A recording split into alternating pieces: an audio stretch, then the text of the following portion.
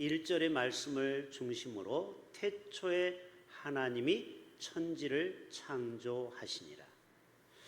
우리 옆에 있는 분에게 우리 이렇게 인사합시다. 창조 신앙을 가집시다. 인사하겠습니다. 자, 이 창조 신앙이 얼마나 우리에게 신앙의 기초인지 모릅니다. 여러분, 창세기는 누가 썼죠? 제가 안 썼어요. 모세가 썼죠. 창세기, 출애굽기, 레위기, 민수기, 신명기 5권의 책을 썼습니다. 지금으로부터 약 3,500년 전에 모세가 쓴 책입니다. 그러면 창조 때는 언제 창조했을까요? 물론 인류 과학자들은 몇십억 년 전이라고 하지만 성경학자들은 약 4,000년의 역사로 보고 있습니다. 그래서 대주교인 우셔라는 사람은 창조는 기원전 4004년 10월 23일 오전에 일어났다라고 말하고 있어요. 이거는 과학이 없는 거예요. 그냥 그렇다고 하니까, 자기가 주장하니까 우리가 그냥 참고로만 들으시길 바랍니다. 창조는 지금부터 4,000년 전에 하나님이 세상을 창조했다. 그러나 진화론자는 말도 안 되는 소리라고 하죠.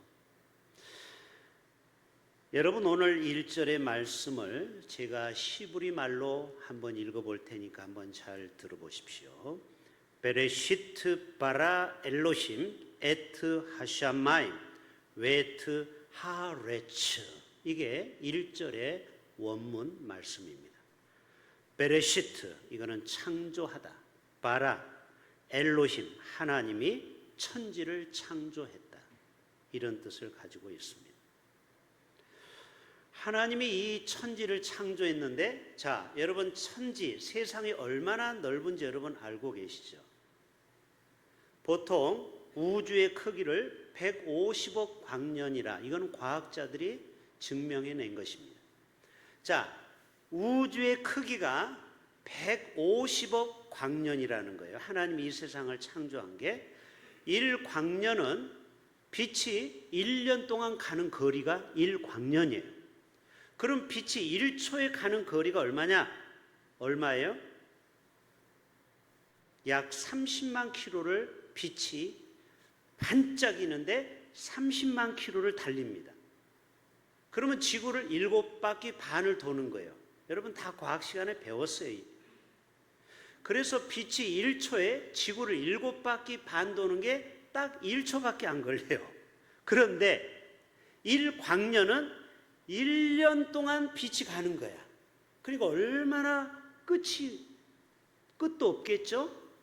1년 가는 것도 끝이 없는데 우주는 150억 광년이라는 거예요. 여러분 좀 상상을 좀 해보세요. 이 과학도 알아야 됩니다. 우리가 창조과학을 하려면은 얼마나 큰지 이해가 되십니까? 이게 이해가 돼야 되는데 150억 광년이라는 거예요. 빛이 150억 년을 가야 돼. 얼마나 넓은지 우리의 좁은 생각으로는 하나님을 다 담을 수가 없지요. 그래서 이런 얘기를 해요. 따라서 합시다. 인생은 짧고 예술은 길다. 우리 인생은 너무 짧아서 하나님이 지으신 이 우주를 다 가보지도 못하고, 아니 지구도 우리 다 못 가봤는데 우주가 얼마나 넓은지요.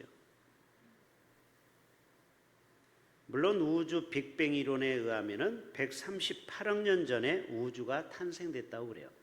이런 얘기를 해야 세상 사람하고 대화가 돼요. 138억 년 전에. 그래서 매우 뜨겁고 밀도가 높은 초기 상태에서 우주가 갑자기 펑 하고 생긴 거예요. 그게 바로 빅뱅 이론이에요. 들어보셨죠? 빅뱅 이론. 갑자기 우주가 폭발해서 이 세상이 만들어졌다라는 거예요. 지구와 화성, 토성, 목성, 하늘의 별, 육지, 바다, 이게 이렇게 해서 생겼다고 그래요. 그러나 성경은 태초에 누가 천지를 창조하셨느니라? 우리 1절 읽었잖아요. 1절만 띄워주세요. 태초에 누가? 1절은 좀 더 띄워주세요. 하나님이 천지를 창조하셨다. 자, 그래서 모든 것의 시작은 하나님이라는, 하나님이 땅과 바다와 육지와 또 일월성신, 동식물, 또 산의 나무, 또 모든 것을 인간까지 다 6일 동안 창조했습니다. 자, 그러면은 진화론자들은 인간을 창조했다고 믿지 않아요. 우연 발생설이라고 그래요. 우연히 만들어졌다. 그런데 우연히 한 생명체가 탄생할 확률은, 세포 하나가 우연히 생길 확률은 10의 4만 승분의 1이에요. 여러분 10의 제곱분의 1이 뭐예요?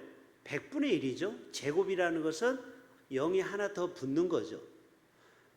10의 3제곱은 뭐예요? 1000분의 1이죠. 공이 3개가 붙은 거예요. 이게 4만 개가 붙은 거예요. 이해가 되십니까? 0000000000. 그러니까 거의 불가능하다는 거예요. 세포 하나가 우연히 생길 확률은 10의 4만 승분의 1이다. 그러면은 인간은 세포가 몇 개로 되어 있어요? 100쪽에, 평균 100쪽에. 여러분의 몸에 세포가 몇 개라고요? 100쪽에. 그래서 여러분 선생님들이 줄자로 이렇게 치면은 세포가 벌써 100개 죽은 거예요. 절대 여러분 머리 누가 때리면 안 돼요. 피해 다녀야 돼요. 피해 다녀. 우리 몸에는 100쪽의 세포로 되어 있다. 그러니까 이거는 하나님만이 만들 수밖에 없다라는 것입니다. 여러분 가정의 출발도 하나님이 아담과 하와를 만들어서 에덴 동산에서 아담과 하와를 통하여 가정이 시작이 되었죠. 여러분 교회도 초대교회를 통하여 하나님이 교회를 시작하게 했어요. 여러분은 누구를 통해서 이 땅에 태어났습니까? 누구를 통해서? 박수정 원사님 어떻게 태어났죠? 하늘에서 갑자기 뚝 떨어졌죠. 그게 아니죠. 이계자 원사님과 남편이 만나서 이렇게 결혼해서 이분이 나온 거예요. 그렇죠? 그리고 우리 박수정 원사님하고 최 집사님하고 결혼해서 예준이가 나온 거예요. 그렇죠? 이게 일반적인 상식선이에요. 그런데 인류는 처음은 아담을 하나님이 만드셨죠. 앞으로 보게 되겠지만, 그리고 흙으로 아담을 만들고, 그리고 갈비뼈를 빼서 하와를 만들어서 거기에 자식이 나오기 시작한 거예요. 그래서 그 후손이 인류가 되었죠. 물론 노아 식구 8명 빼놓고는 다 물에서 다 죽게 됩니다. 아브라함의 노아의 후손이 우리가 되었습니다. 여러분 만물을 지을 때 가장 중요한 것은, 정말 건물을 지을 때 가장 중요한 것은 기초예요. 그래서 이 창조론과 유물론으로 우리는 알고 있어요. 유물론은 뭐예요? 공산주의에서 유물론을 얘기하죠. 모든 만물은 물질이 근본이다, 파운데이션이다. 그런데 성경의 창조론은 하나님이 만드셨다. 자, 여기 있는 마이크, 또 여기 있는 컵, 강대상, 이게 다 물질로 되어 있죠. 그래서 유물론자들은 하나님이 필요 없다라는 거예요. 이게 다 사람들이 물건을 통해서 만들어서 세상이 만들어졌다. 그러나 창조론은 그렇지 않다. 하나님이 흙으로 사람도 만들고 말씀하시되 빛이 있어라 하시니 빛이 있었고, 또 나중에는 해와 달과 별 모든 것을 말씀으로 지었다고 그래요. 그러니까 여러분 유물론과 창조론은 하나가 되기가 어려운 것입니다. 인간의 기원도 창조론은 하나님의 형상으로 우리를 만들었다고 하는데, 이 유물론에서는 진화의 결과라고 그래요. 누가 진화했어요? 원숭이. 원숭이가 진화를 해서 인간의 모습으로 왔다고 보는 거예요. 그러니까 여러분, 유물론과 창조론은 같이 갈 수가 없는 것입니다. 그러나 우리는 유물론을 믿지 않고 창조론을 우리가 믿고 있는 것입니다. 지금 내 인생의 기초, 중심은 누구인가? 이게 참 중요해요. 따라서 봅시다. 내 인생의 기초는 누구인가? 자, 우리의 인생을 만드신 창조주 하나님이 우리의 인생의 기초가 되어야 할 줄로 믿습니다. 어떤 사람은 인생에 돈이 기초가 되고 또 건강이 기초가 되는 사람도 있어요. 여러분, 사람들은 선악과와 생명나무를 구별해야 됩니다. 자, 우리는 선악과를 따먹음으로 인해서 최초의 범죄가 이루어졌고 에덴 동산에서 쫓겨나게 되고 그리고 죽음이 왔어요. 그렇죠? 선악과를 따먹지 말라고 했잖아요. 우리는 선악과를 먹으면 안 돼요. 요한계시록에 나오는 생명나무를 먹어야 돼요. 맞죠? 생명나무는 영원히 사는 거예요. 영생을 사는 거예요. 우리는 생명나무를 먹어야 되는데 우리는 선악과를 따먹었습니다. 창세기 1장 보면 선악과를 뭐라고 비유했죠? 따라서 합시다. 보암직도 하고 먹음직도 하고 탐스럽더라. 이게 인간이 결국은 그것을 따먹게 된 거예요. 우리는 하나님이 주신 이 세상을 하나님이 통치하고 다스리라고 했는데 우리는 거기에 무릎을 꿇고 우상처럼 살고 있어요. 오늘 이 창세기 1장 1절부터 5절을 통하여서 하나님은 무에서 유를 창조하신 하나님을 또 우리에게 말씀하고 있어요. 자, 2절 한번 띄워줘 보세요. 2절 시작.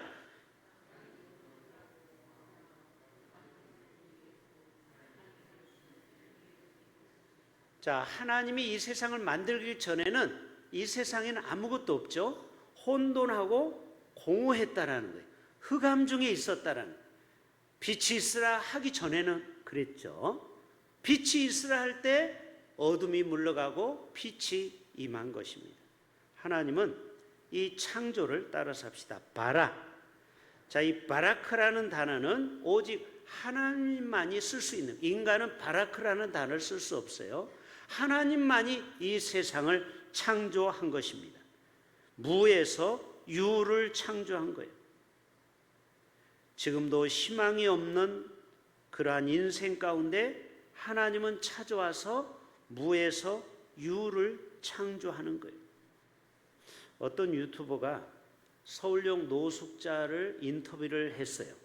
그래서 그 중에 가능성 있는 사람의 인생을 바꿔주는 프로젝트가 있어요. 어떤 노숙자 50대 아저씨를 인터뷰해 보니까 3개국어를 해요. 이분이 외무부에서 근무했던 사람이에요. 그런데 어떻게 인생이 삐딱해가지고 집하고 10년 동안 지금 떨어져 가정하고 연락이 안 되는. 그래서 이분이 목욕탕에 가서 목욕을 시켜주고 그리고 수염을 깎게 되고 슈트를 입히고 회사를 소개해서 회사의 면접을 보게 했어요. 그리고 직장에 들어갔어요. 여러분, 놀라운 일 아닙니까? 이게 하루 만에 이루어지는 사건이에요. 여러분, 하나님은 이처럼 무에서 유를 창조할 수 있는 분이 하나님이에요.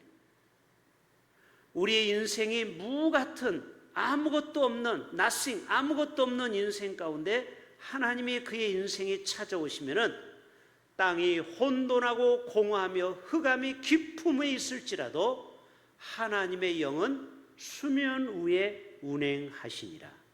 성령이 역사하면요 사람도 변화가 될 줄로 믿습니다. 이게 하나님의 무에서 유를 창조하는 역사예요. 인도네시아에 작은 개척교회가 있었어요. 한 27명이 출석하는 개척교회. 한 분이 찾아가서 이분들에게 1번 선교를 강조하다가 이분들이 일본 선교에 눈을 뜨게 됐어요. 그런데 인도네시아는 가난한 나라예요. 알고 있죠? 그렇기 때문에 일본에 간다라는 것은 비용이 너무 많이 드는 거예요. 인도네시아에서 일본을 가려면 1인당 200만 원 이상이 들어요. 그런데 어떤 독지가가 감동을 받았어요. 이 개척교회에 있는 성도들이, 목사님과 사모님과 모든 교역자와 성도들이 일본 땅을 한번 밟아오는 것이 꿈이었어요. 그리고 기도하다가 하나님의 감동으로 거기서 선언을 합니다. 여러분, 27명의 모든 티켓을 제가 끊어드리겠습니다. 사람들이 펑펑 울기 시작해요. 하나님의 역사는 정말 무에서 유를 창조하는 역사가 지금도 선교지에서는 나타난다라는 거예요. 저는 그 영상을 보면서 우리 교회도 26명이 필리핀 가는데, 목사님, 제가 26명의 비행기 값을 다 제가 내겠습니다. 이런 분이 생겼으면 얼마나 좋을까. 여러분, 입을 꽉 다물고 있잖아요. 혹시 아멘 할까봐 지금 두려워가지고 떨고 있잖아요. 아멘 하면 1700만 원을 내야 되거든요. 여러분, 하나님의 역사는요, 두려워할 거 없어요. 하나님은 다 사람을 통하여 역사하여 주실 줄로 믿습니다. 26명의 비행기 값 걱정하지 마세요. 하나님은 다 준비한 영혼들이 있어요. 이게 바로 뭐냐? 무에서 유를 창조한다라는. 또 하나 우리가 기억할 것은 혼돈하고 공허하며 흑암이 깊음 가운데서도 하나님은 지금도 일하고 계신다라는 거예요. 여러분, IT라는 국가는요,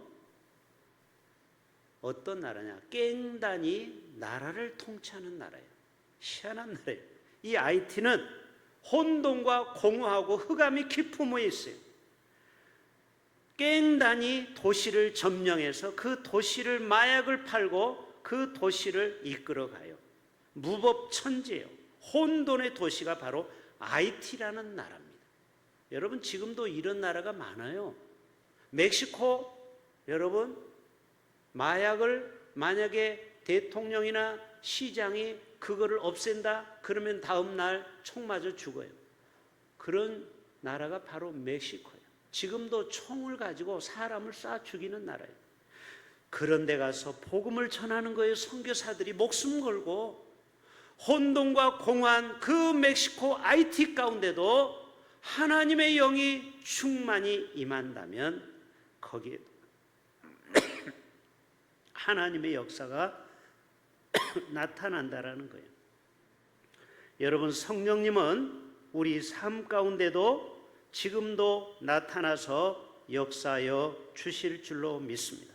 하나님의 영이 수면 위에 운행하신다라는 말은 어둠 가운데 있는 사람에게도 하나님의 영은 역사한다라는 거예요. 여러분, 이것이 복음이에요.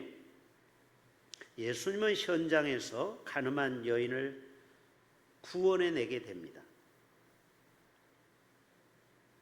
그리고 새로운 삶을 살게 돼요. 이해가 되십니까? 얼마 전까지는 몸을 파는 여인이었어요. 공허하고 혼돈과 흑암이 깊음 위에 있는 그 여인에게 예수님이 찾아와서 그를 만나 주셨어요. 그리고 그의 인생이 A와 B로 완전히 바뀌어서 예수님을 따르는 여제자가 된 것입니다. 부활이라는 팀 김태원이 20세에 전성기에 돈을 어마어마하게 벌다가 28세에 마약 사범으로 깜빵에 가게 됐어요. 그가 나중에 깜빵에서 나와서 마약을 다시는 하지 말아야 되겠다. 그리고 부활이라는 노래를 만들었어요. 부활팀을 만들었어요. 그게 뭐냐? 여러분 주위에 자녀들 중에 혹시 혼돈과 공허와 흑암 중에 있는 자녀들이 있습니까? 걱정 안 해도 돼요. 여러분이 기도만 한다면 하나님은 그 혼돈 가운데서도 하나님의 영이 여러분의 자녀들 가운데 수면 위에 운행하게 될 줄로 믿습니다. 여러분 믿으셔야 돼요. 유재석 유퀴즈의 프로에 출연한 한 선교사님 자녀가 있어요. 유명한 악동 뮤지션 들어봤죠? 그 악동 뮤지션이 오빠는 이찬혁이요, 동생은 이수현이에요. 그런데 이 여동생이 2년 동안 방에서 나오지 않았어요. 슬럼프가 왔고, 그리고 댓글을 통하여 상처를 받고 세상과 인연을 닫았어요. 암막 커튼을 쳐놓고 하루 종일 집안에서 처박혀 있었어요. 몸은 비대하고 뚱뚱해졌어요. 맨날 폭식증에 걸렸어요. 여러분, 유명한 찬양팀이에요. 유명하네요. 그 아버지는 몽골의 선교사였어요. 그 자녀들이거든요. 그런데 여러분, 누가 구세주로 나타났어요? 그 오빠가 이 여동생이 망가져가는 것을 도저히 볼 수 없어서 나와라. 오빠가 너와 함께 운동을 하자. 그래서 트레이닝을 붙여가지고요, 살을 20kg를 빼고, 그리고 그 어두운 방에서 나와서 지금은 정상적인 뮤지션이 돼서 새로운 곡을 하나 또 최근에 만들었어요. 그 여동생이 말합니다. 인터뷰할 때 오빠가 나의 구세주다. 물론 예수님이 우리의 구세주죠. 여러분, 지금도 성령 하나님은 혼돈하고 공허하며 흑암 중에 있는 우리들을 구원해 내게 되어 있다라는 것입니다. 자, 우리 마지막 3절 읽고 마칩시다. 3절 시작. 하나님이 이르시되 뭐가 있으라? 빛이 있으라 하시니 빛이 있었고, 조금 전에는 2절에는 흑암 중에 있던 이 땅이 드디어 빛이 촥 임하게 된 거예요. 여러분의 인생에도 이러한 빛이 임하기를 축복합니다. 여러분, 빛이 임하면요, 어둠은 저절로 떠나는 거예요. 여러분, 중독에 빠진 사람들 이야기가, 마약도 아무리 끊고 싶어도 끊을 수 없는 게 마약이에요. 여러분, 중독이 무섭습니다. 그런데 성령의 빛이 임하면은요, 물러가라 물러가라 물러가라 안 해도 내 속에 빛이 임하면요, 저절로 빛의 자녀가 되는 거예요. 그리고 어둠이 한순간에 다 물러가는 거예요. 뭐라고 했어요? 하나님이 이르시되 빛이 있으라 하시니 빛이 있었고, 어둠, 혼돈, 공허는 한순간에 다 물러가게 되는 것입니다. 오늘 첫 번째 천지 창조, 하나님이 천지를 창조하시니라. 이 창조의 역사가 창세기 1장에서만이 끝나는 것이 아니고, 오늘날 우리의 가정과 우리의 자녀들 가운데서도 어둠과 혼돈과 공허에 있는 그러한 사람들이 빛의 자녀로 나오는 놀라운 역사가 나타날 수 있기를 주님의 이름으로 축복합니다. 하나님 아버지, 그렇습니다. 오늘